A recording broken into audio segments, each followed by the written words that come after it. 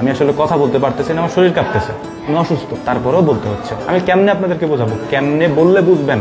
আমি জানি যে কোনো মুহূর্তে হয়তো আল্লাহ তাআলা আমাকে ডেকে নিতে পারেন, কারণ আমার যে রিপোর্টগুলো আছে কোনো স্বাভাবিক রিপোর্ট না এগুলো। আমার হায়াত কতটুকু আছে আমি জানি না, তবে শরীরের কন্ডিশন বলে হয়তো আল্লাহ তাআলা দুনিয়াতে আমাকে হয়তো বেশি দিন রাখবেন না। আপনাদের কি একটু মায়া লাগে না ভাই?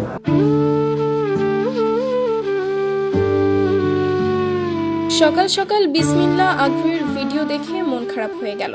আমরা সবাই চাই আমাদের বিসমিল্লাহ অ্যাগ্রোর মতো একটা খামার থাকুক। আমরা সবাই ভাবি উনি এত বড় খামারের মালিক, নিশ্চয়ই সবচেয়ে সুখী মানুষ, কিন্তু না, উনি অনেক অসুস্থ, শরীরের কন্ডিশন খুবই খারাপ। আপনারা আমার সমস্যা সম্পর্কে জানার খুব আগ্রহ, তাই না? আমি সব বলে দিচ্ছি আপনাদেরকে। আমার হার্টে সমস্যা, আমার লিভারে সমস্যা, আমার ব্রেনে সমস্যা, আমার হাতে সমস্যা, প্যারালাইজড, এক হাত ঠিক মতো কাজ করে না, এভাবে যদি আমি ধরে রাখি এটা ব্যালেন্স ঠিক থাকে না।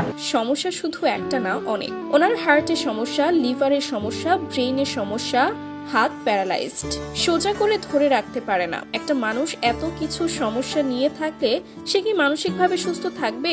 মোটেও না। ওনার অবস্থাও সেম।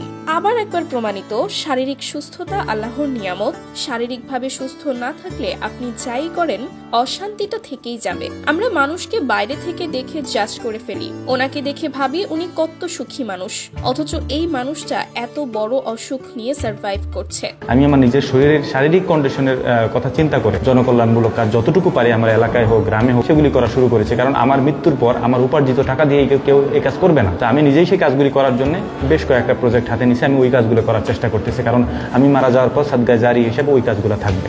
শারীরিক সুস্থতা গুরুত্বপূর্ণ। শরীর খারাপ থাকলে আর কিচ্ছু ভাল লাগে না। আল্লাহ ওনাকে সব রোগ থেকে মুক্তি দিক, আমাদেরকেও সুস্থ রাখুক। আমিন।